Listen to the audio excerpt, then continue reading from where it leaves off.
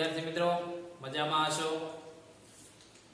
આપણે અત્યાર સુધી વિદ્યાર્થી મિત્રો કે લુઈસ અભિગમ સિદ્ધાંત, વેલેન્સ સેલ ઇલેક્ટ્રોન પેર રિપલ્શન એટલે કે VSEPR સિદ્ધાંત, સંયોજકતા બંધનવાદ એટલે કે VB થિયરી, અત્યાર સુધી આપણે આ સિદ્ધાંતોનો છે અભ્યાસ કર્યો અને પરમાણુના સમિશ્રણથી જે અણુ બને છે અણુની રચના સમજવાનો આપણે પ્રયત્ન કર્યો। એની અંદર ઇલેક્ટ્રોન ગોઠવણીની સમજણ આપણે હવે છે આગળ તો કે આણ્વીય કક્ષકવાદ એટલે કે molecular orbital theory MO theory વડે છે એ આપણે સમજવાનું છે કે બે પરમાણુઓ જોડાય અને અણુની રચના કરતા હોય છે તો એને માટે આણ્વીય કક્ષકવાદ એટલે અણુ છે એ કક્ષક અણુની કક્ષકો કેવી રીતે હોય તો એના માટે વિદ્યાર્થી મિત્રો સૌપ્રથમ 1932 માં એફોન અને મોલિકન નામના વૈજ્ઞાનિકે આ આણ્વીય કક્ષકવાદ છે એ સિદ્ધાંત આપ્યો।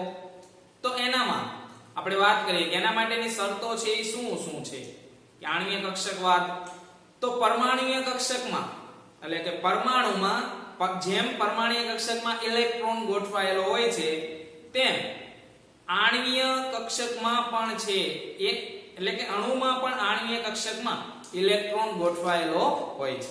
અહીંયા શું મેં વાત કરી પરમાણુમાં ઇલેક્ટ્રોન ક્યાં ગોઠવાયેલો હશે પરમાણુ કક્ષકમાં, એમ અણુમાં ઇલેક્ટ્રોન ક્યાં ગોઠવાયેલો હશે આણ્વીય કક્ષકમાં। હવે બીજો મુદ્દો એ કે સમાન ઊર્જા અથવા તો ઊર્જાનો તફાવત હોય તેવી પરમાણુય કક્ષકો એકબીજાની અંદર સહમિશ્રિત થઈને તેટલી જ આણ્વીય કક્ષકોની છે એ રચના કરે છે। ધારો કે બે પરમાણુય કક્ષકો એકબીજાની અંદર સહમિશ્રિત થાય તો બે આણ્વીય કક્ષકોની રચના કરે, ચાર પરમાણુય કક્ષકો એકબીજાની અંદર સહમિશ્રિત થાય તો નવી ચાર આણ્વીય કક્ષકો છે એ રચે છે। બરાબર, આ એનો બીજો મુદ્દો। ત્રીજા મુદ્દાની આપણે વાત કરીએ તો પરમાણુના કેન્દ્રની આસપાસ જેમ ઇલેક્ટ્રોન ઘનતા હોય છે એટલે કે કેન્દ્ર સાથે આકર્ષાયેલો હોય છે તેમ અણુમાં પણ છે।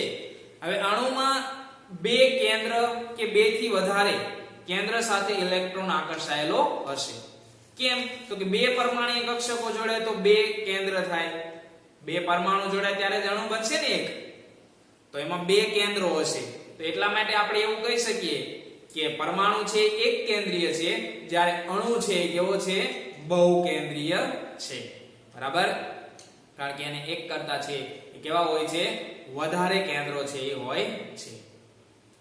હવે આમ પરમાણુય કક્ષકો એકબીજા સાથે જોડાઈને શેની રચના કરી આણ્વીય કક્ષકોની છે રચના કરે છે। તો આણ્વીય કક્ષકોમાં છે એ બે પ્રકારની કક્ષક હોય, એક બંધકારક આણ્વીય કક્ષક અને બીજી છે બંધ પ્રતિકારક આણ્વીય કક્ષકો। હમણાં આપણે વાત કરી ને કે કેવી હોય છે બહુકેન્દ્રીય છે એ હોય છે। તો અહીંયા બંધ પ્રતિકારક આણ્વીય કક્ષકો અને બંધકારક આણ્વીય કક્ષકો। બંધકારક આણ્વીય કક્ષકોની ઊર્જા પરમાણુય કક્ષકોની ઊર્જા કરતા કેવી હોય છે ઓછી હોય। અહીંયા હું લખું તો કે બંધકારક આણ્વીય કક્ષકની ઊર્જા પરમાણુય કક્ષકની ઊર્જા કરતા ઓછી હોય છે, જ્યારે બંધ પ્રતિકારક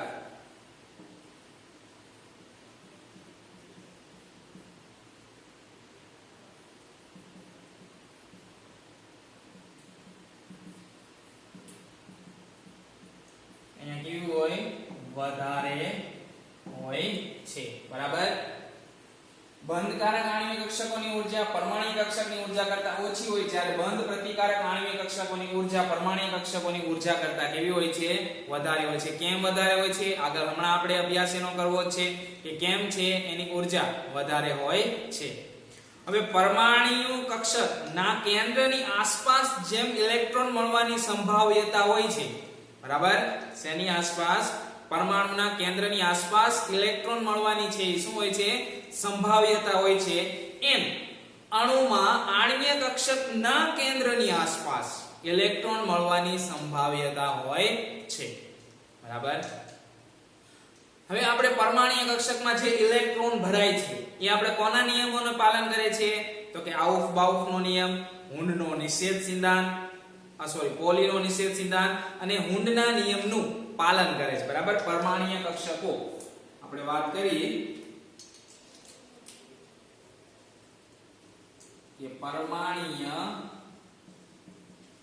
કક્ષકો કયા કયા નિયમનું પાલન કરે છે? તો કે આઉફ-બાઉફ, પોલીનો નિષેધ સિદ્ધાંત અને હુન્ડનો નિયમ. તો આ નિયમોને અનુસરીને ઇલેક્ટ્રોનની ગોઠવણી થાય છે. તો એમ આણ્વીય કક્ષકો પણ આ નિયમોનું છે એ શું કરે છે? પાલન કરે છે. એટલે કે આઉફ-બાઉફ, પોલીના નિષેધ સિદ્ધાંત અને હુન્ડના નિયમોને અનુસરીને આણ્વીય કક્ષકોમાં ઇલેક્ટ્રોનની છે એ શું થાય છે? ગોઠવણી થાય છે. તો આ હતી આણ્વીય કક્ષકવાદ. બરાબર. તો તમને એવું પૂછી શકે કે આણ્વીય કક્ષકવાદ છે એ સમજાવો. હવે કઈ રીતે સમજાવવાનો કીધો છે એ બે રીતે પૂછ્યું. તો વિદ્યાર્થી મિત્રો, તમને એવું પૂછવામાં આવ્યું હોય કે આણ્વીય કક્ષકવાદ પરમાણુના રેખીય સંગઠન દ્વારા સમજાવો. બરાબર. શું? પરમાણુના રેખીય સંગઠન દ્વારા. તો આપણે હવે એ સમજીએ. આણ્વીય કક્ષકવાદ એટલે કે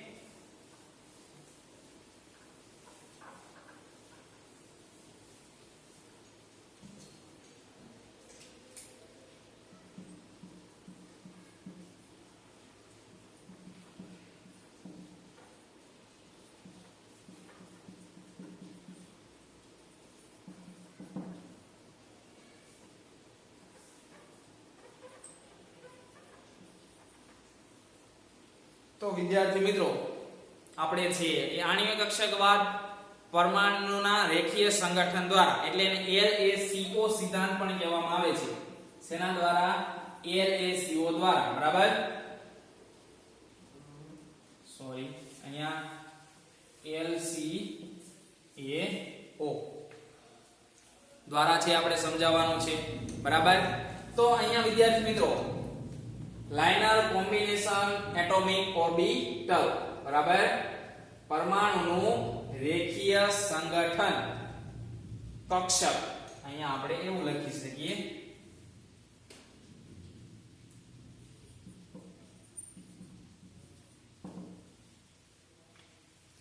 તો LCAO સિદ્ધાંત સમજતા પહેલા આપણે છે થોડીક વાત કરીએ તો તરંગ યંત્ર શાસ્ત્રના પ્રમાણે ઇલેક્ટ્રોન, પરમાણ્વીય કક્ષકમાં રહેલા ઇલેક્ટ્રોનને તરંગ વિધેય તરીકે છે શું કરવામાં આવ્યો છે? સ્વીકારવામાં આવ્યો છે. જે તરંગ વિસ્તારમાં છે એ મળી આવે છે, જેને આપણે સાઈ તરંગ વિધેય દ્વારા છે શું કરીએ છીએ? દર્શાવીએ છીએ. બરાબર. પરમાણુમાં રહેલો ઇલેક્ટ્રોન જેને તરંગ તો કે તરંગ વિધેય ગણવામાં આવ્યો છે, જેને શેના વડે દર્શાવવામાં આવે છે? સાઈ તરંગ દ્વારા દર્શાવવામાં આવે છે, એટલે કે સાઈ વડે દર્શાવવામાં આવે છે. અને પરમાણ્વીય કક્ષકમાં રહેલા આ તરંગ વિધેયને આપણે કયા સમીકરણ દ્વારા? તો કે શ્રોડિંજર સમીકરણ દ્વારા તેનો છે એ શું મેળવીએ છીએ? ઉકેલ મેળવીએ છીએ. પણ અહીંયા શ્રોડિંજર સમીકરણ વિદ્યાર્થી મિત્રો એક ઇલેક્ટ્રોન પ્રણાલી માટે જ લાગુ પડે છે. વધારે ઇલેક્ટ્રોન ધરાવતી પ્રણાલી માટે, વધારે ઇલેક્ટ્રોન પ્રણાલી તરંગ વિધેય માટે લાગુ પાડી શકાતો નથી. આ એની છે એ અપવાદ રૂપે છે. બરાબર. તો વિદ્યાર્થી મિત્રો, હવે આણ્વીય કક્ષકમાં તો એક કરતા કેવું હશે? વધારે ઇલેક્ટ્રોન હશે, કારણ કે પરમાણુ કક્ષકો જોડાય અને શું રચે છે? આણ્વીય કક્ષકોની છે રચના કરે છે. તો અહીંયા પણ આપણે આણ્વીય કક્ષકમાં રહેલા ઇલેક્ટ્રોનને એક તરંગ વિધેય તરીકે સ્વીકારીએ અને એના માટે શ્રોડિંજર સમીકરણ લાગુ પાડીએ તો આપણે એના માટે એપ્રોક્સિમેટલી શરતોનું છે એ પાલન કરીને પરમાણુના રેખીય સંગઠન કક્ષકો એટલે બે પરમાણ્વીય કક્ષકોનું સમિશ્રણ આપણે એપ્રોક્સિમેટલી ધારવું પડે છે. ધારીને છે એ શું કરવું પડે છે? આગળ વધવું પડે છે. અને આ આપણે આણ્વીય કક્ષકો છે એને શું કરી શકીએ છીએ? સમજાવી શકીએ. બરાબર? એટલે ધારણા કરવી પડે એપ્રોક્સિમેટલી એની નજીકનું. આવી રીતે છે એ આણ્વીય કક્ષકો સમજાવી શકાય છે. આણ્વીય કક્ષક પરમાણ્વીય રેખીય સંગઠન કક્ષકો દ્વારા છે એ સમજાવવું. આવો પ્રશ્ન છે તમને પૂછાય તો એના માટે આપણે હાઇડ્રોજન અણુ છે લઈએ એની આણ્વીય કક્ષક સમજવાનો છે એ શું કરીએ? પ્રયત્ન કરીએ. તો હાઇડ્રોજન જે છે એમાં બે પરમાણુઓ છે જોડાયેલા હોય છે. હાઇડ્રોજન અણુમાં બે પરમાણુ જોડાયેલા હોય છે અને એને આપણે શ્રોડિંજર સમીકરણની ધારણા કરીને બે પરમાણ્વીય કક્ષકોના સમિશ્રણથી એપ્રોક્સિમેટલી ધારીને છે એ સમજાવી શકાય છે. તો અહીંયા બે હાઇડ્રોજનના પરમાણુઓ કે જેમાં એક પરમાણુ છે એને આપણે HA અને બીજા પરમાણુને છે આપણે કેવા તરીકે દર્શાવીએ છીએ? HB તરીકે દર્શાવીએ છીએ. હાઇડ્રોજન પાસે 1s કક્ષામાં કેટલા ઇલેક્ટ્રોન હશે? એક જ ઇલેક્ટ્રોન. એટલે બંને પાસે છે એક એક ઇલેક્ટ્રોન. આ બંને પરમાણ્વીય કક્ષકો એકબીજાની અંદર સમિશ્રિત થઈને શેની રચના કરે છે? હાઇડ્રોજન અણુની એટલે આણ્વીય કક્ષકોની છે એ શું કરે છે? રચના કરે છે. તો આપણે જોઈએ અહીંયા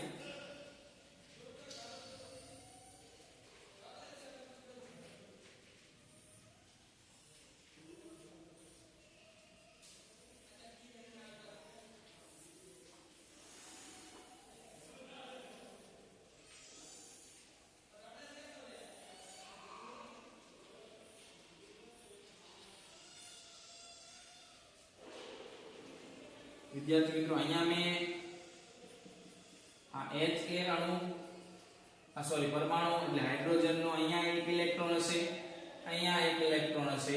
આને આપણે પરમાણ્વીય કક્ષક કહીશું જેને આપણે sin A તરંગ વિધેય દર્શાવીએ છીએ અને આ છે ઈ પરમાણ્વીય કક્ષક જેને આપણે sin B તરંગ વિધેય તરીકે દર્શાવીએ છીએ. બરાબર? હવે બંનેના એક એક ઇલેક્ટ્રોન એટલે બંનેની પરમાણ્વીય કક્ષકોનું શું થાય છે? સમિશ્રણ થાય છે. આ જે આપણે વચ્ચે દર્શાવીએ છીએ એને શું કહેવાય? આણ્વીય કક્ષક. બરાબર? આ એક ઇલેક્ટ્રોન અહીંયા અને એક ઇલેક્ટ્રોન અહીંયા એટલે આ બંનેનું છે આપણે છે એને sin MO વડે છે શું કરીએ છીએ? દર્શાવીએ છીએ. બરાબર? આ છે આપણી આણ્વીય કક્ષક. અહીંયા છે એને sin MO તરીકે છે દર્શાવવામાં આવે. હવે અહીંયા છે બંધકારક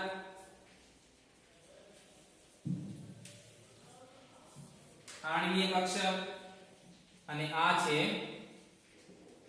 બંધ પ્રતિકારક આણ્વીય કક્ષક. બરાબર? હવે બંધ કારક આણ્વીય કક્ષક છે એની ઊર્જા તો કે બંધ કારક આણ્વીય કક્ષકોની ઊર્જા પરમાણ્વીય કક્ષકની ઊર્જા કરતા ઓછી. અહીંયા તો કે બંધ પ્રતિકારક તો કે પરમાણ્વીય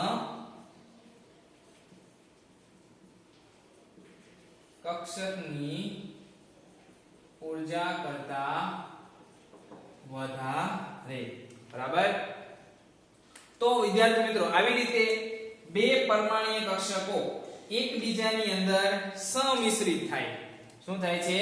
સમિશ્રિત એટલે બે પરમાણ્વીય કક્ષકો ની આપણે ધારણા કરી એપ્રોક્સિમેટલી અને આણ્વીય કક્ષકની છે એ શું કરીએ છીએ?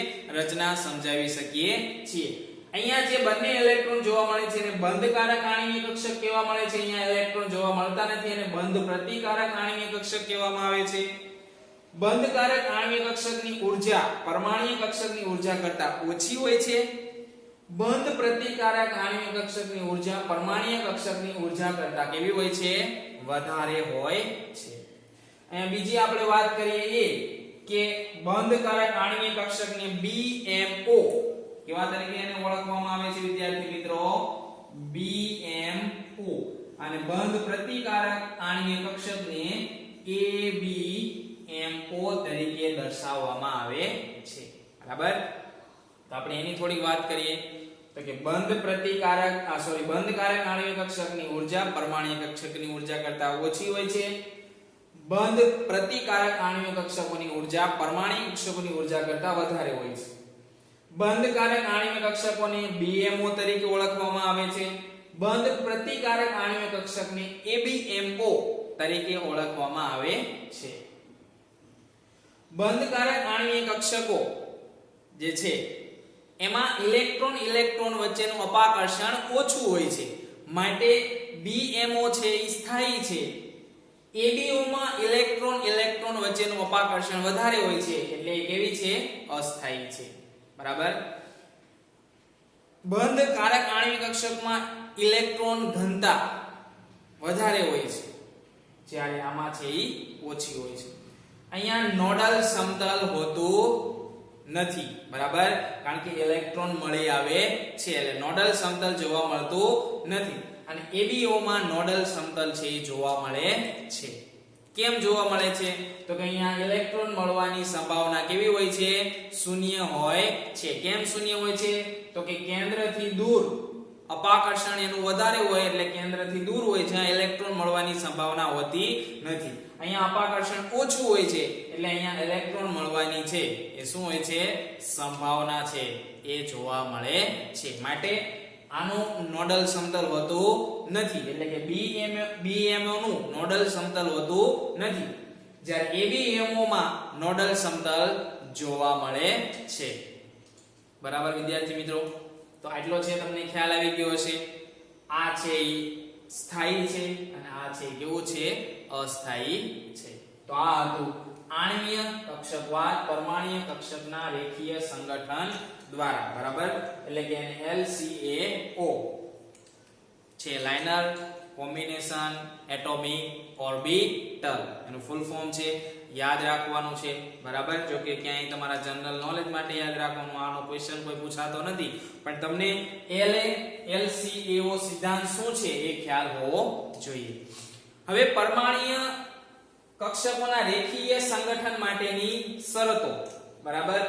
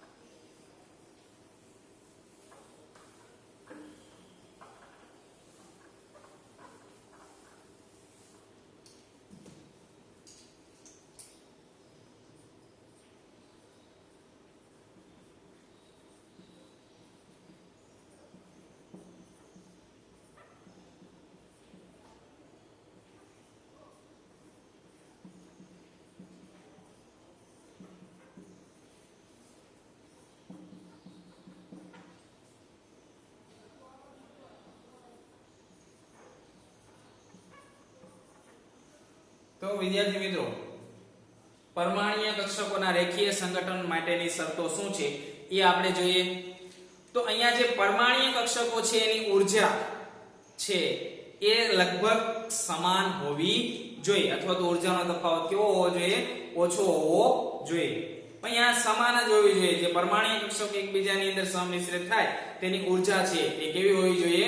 સમાન હોવી જોઈએ. તો અહીંયા બે પરમાણુઓ છે, તો એની પરમાણુની ધારો કે 1s કક્ષક છે, તો 1s કક્ષક એ 1s કક્ષક સાથે જ મિશ્રિત થશે. બરાબર? અહીંયા 2s કક્ષક કોની સાથે? 2s સાથે. 2s કક્ષક એ 2p સાથે મિશ્રિત થશે નહીં. કેમ તો કે આ બંનેની ઊર્જા છે એ કેવી હોય છે, જુદી જુદી ઊર્જા છે એ જોવા મળે છે, બરાબર. તો અહીંયા 1s કક્ષકનું સંમિશ્રણ 1s કક્ષકમાં થશે, 2s કક્ષકનું સંમિશ્રણ 2s કક્ષકમાં થશે, 2s નું 2p માં થશે નહીં. પરંતુ જ્યારે પરમાણુઓ છે જુદા જુદા હોય અને અણુઓની રચના કરતા હોય ત્યારે વિદ્યાર્થી મિત્રો આ લાગુ પડતું નથી. અહીંયા સમાન પરમાણુ માટેની આપણે વાત કરીએ છીએ કે હાઇડ્રોજન અણુ છે તેમાં બે હાઇડ્રોજનના પરમાણુ એકબીજાની અંદર પરમાણુય કક્ષકોનું સંમિશ્રિત થઈને શું રચે છે, આણ્વીય કક્ષકો રચે છે. હવે પરમાણુય કક્ષકોના અક્ષ, બરાબર.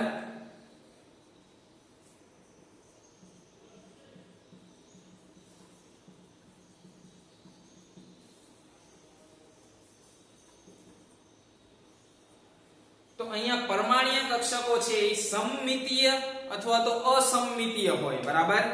તો એની જે z અક્ષ છે, મોટે ભાગે છે આપણે અક્ષ છે કઈ લેતા હોય છે, z અક્ષ છે એ લઈએ છીએ.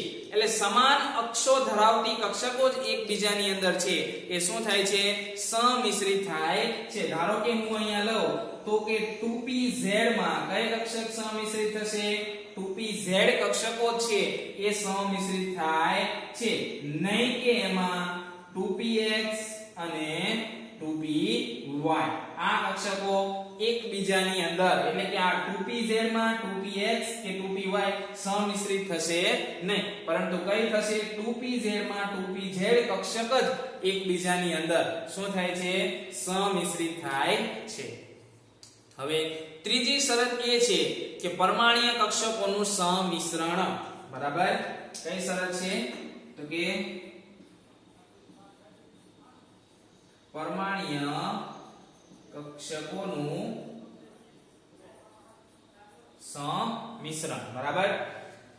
તો જેમ પરમાણુય કક્ષકોનું સંમિશ્રણ વધુ થશે તેમ આપણને આણ્વીય કક્ષક છે એ વધારે છે એ મળે છે, બરાબર. વધારે સ્થાયી આણ્વીય કક્ષકો છે એ મળે છે. એટલે પરમાણુય કક્ષકોનું સંમિશ્રણ અહીંયા વધારેમાં વધારે છે એ થવું જોઈએ, ત્યારે છે આપણને આણ્વીય કક્ષકો છે એ મળતી હોય છે. તો વિદ્યાર્થી મિત્રો એમઓ થિયરી એટલે કે મોલેક્યુલર ઓર્બિટલ થિયરીમાં આપણે આણ્વીય કક્ષકવાદની સંરચના પરમાણુના રેખીય કક્ષકોના સંગઠન દ્વારા છે એ જોઈ અને એની શરતો છે આપણે જોઈ. તો આનું એક વખત સરસ રીતે છે વાંચન કરો, જેથી કરીને વિદ્યાર્થી મિત્રો તમને મગજમાં છે એ સરસ રીતે ઉતરી જાય અને આગળ પણ હજી આના વિશે છે આપણે અભ્યાસ કરવાનો છે, એ આપણે નેક્સ્ટ લેક્ચરમાં છે એ કરીશું. જય હિન્દ, જય ભારત.